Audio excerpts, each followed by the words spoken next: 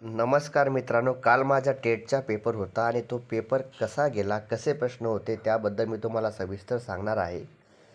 कम्प्युटरचे 1-2 प्रश्न होते. त्याच्यामध्ये कंट्रोल येस आपण सेव्ह करण्यासाठी वापरतो हा एक प्रश्न होता. कॅलेंडरवर एक प्रश्न होता. त्यानंतर ॲड्रेसचे 8-10 प्रश्न असतील. ते ॲड्रेसच्या प्रश्नामध्ये 2 ऑप्शन नव्हते त्याच्यामध्ये. म्हणजे एका प्रश्नामध्ये ऑप्शन नव्हतं ते डायरेक्ट. आणि त्याचं बघा तिथं एक गोष्ट लक्षात ठेवा, ॲड्रेसचे प्रश्न सॉल्व करताना प्रश्नामध्ये दिलं असतं पिन आणि ऑप्शनमध्ये 2 ठिकाणी फॅक्स दिलं असतं फॅक्स. तर पिन, फोन किंवा फॅक्स असं खाली दिलेलं असतं. तेवढं व्यवस्थित पहा. ते पिन आहे, फॅक्स आहे की फोन आहे, PH आहे, तेवढं व्यवस्थित पहा. त्यानंतर मराठीचे जे प्रश्न होते ना, त्या मराठीच्या प्रश्नांमध्ये समानार्थी शब्द होते 2-3. एक मुबलक, रेलचेल असं या पद्धतीने होतं. आणि त्यानंतर काही विरुद्धार्थी शब्द होते, त्याच्या जोड्या होत्या 2-3. आणि त्याच्यापैकी कोणत्या 2 आहेत किंवा कोणते 2 नाही या पद्धतीने होतं. त्यानंतर बघा मित्रांनो, आकृत्यांचे प्रश्न होते. बघा, मी सर्वात पहिले क्वेश्चन पेपरला 4 भागामध्ये सॉल्व करायला सुरुवात केली. मला एका जणाने सांगितलं सेंटर बाहेर आल्याबरोबर की पहिले 100 पुढे जायचं. मी 100 पुढे गेलो. मग थोडंसं मी सुरुवातीला 2-3 प्रश्न घेतले, ते अंकगणित वगैरे यायला लागलं. मी म्हटलं, जसं काही जण सांगतात ना, पहिले डायरेक्ट सोपे 200 सॉल्व करायचे, मग नंतर कठीणला आपण वेळ देतो, तसं नाही करायचं. पेपरचे 4 भाग करायचे. आता निकाल काय येईल मला माहीत नाही. पेपरचे 4 भाग करायचे. पहिले 100 ते 150 सॉल्व करायचे. नंतर मी 151 ते 200 काही 51 ते 100च्या दरम्यान सॉल्व करायचे. 1 ते 50 या पद्धतीने 4 भागात थोड्या वेळाने जात राहायचं. आणि महत्त्वाचा विषय लक्षात ठेवा. बघा, जसं मराठी व्याकरण आहे किंवा मानसशास्त्र आहे, तर मानसशास्त्र, मराठी व्याकरण कमीत कमी 15 सेकंदमध्ये एक तुमचं उत्तर येईलच. तर ते जे प्रश्न आहेत त्यांच्या वेळ तुम्हाला इतर यांना देता येईल. ज्या आकृत्या आहेत त्या आकृत्या व्यवस्थित. तर काही अंकगणितचे प्रश्न होते, त्याला राईट साईडला जसं 50 + 50 100 आणि लेफ्ट साईडला समजा 19 आणि 9 म्हणजे वर्ग कोणता येईल, 9च्या वर्ग येईल या पद्धतीने प्रश्न होते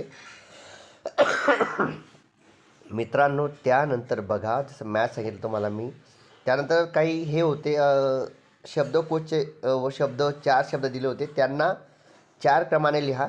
आणि त्यानंतर डावीकडून चौथा कोणता येईल असं विचारलं होतं. तर त्यावर व्यवस्थित लक्ष द्या. विचारलेलं काय आहे, तर सिटिंग अरेंजमेंटचे प्रश्न होते काही 5-6.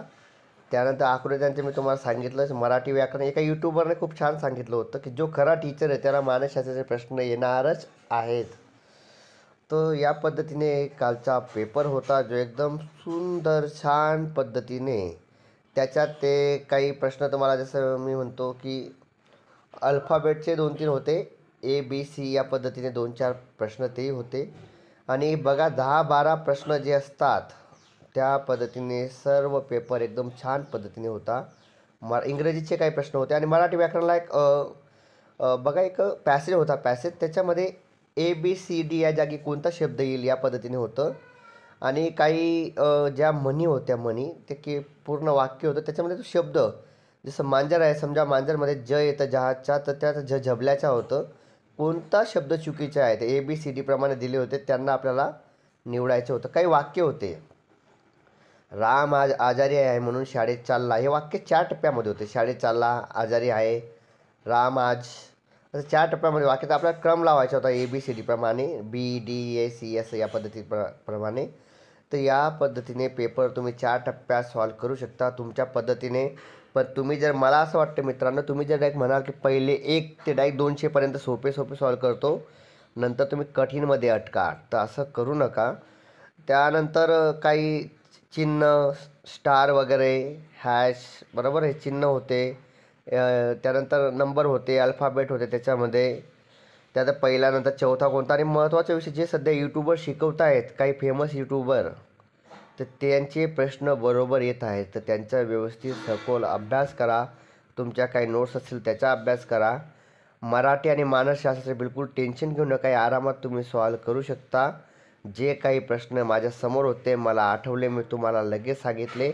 आणि याचा तुम्हाला नेमका फायदा होणार आहे मित्रांनो. कॅलेंडरचा एक प्रश्न होताच, बुद्धिमत्ता वगैरे. आणि त्यात बाकीजण सांगतात की जसं आकृत्यांचे प्रश्न सोडून द्यायचे नाही, त्यांनाही वेळ द्या आणि बघा. बघ तुम्हाला कसं 140 135 थोडीशी मेहनत घ्या, असे मार्क्स नक्की मिळतील. येणाऱ्या मुलांचे जे पेपर आहेत त्यांना ऑल द बेस्ट.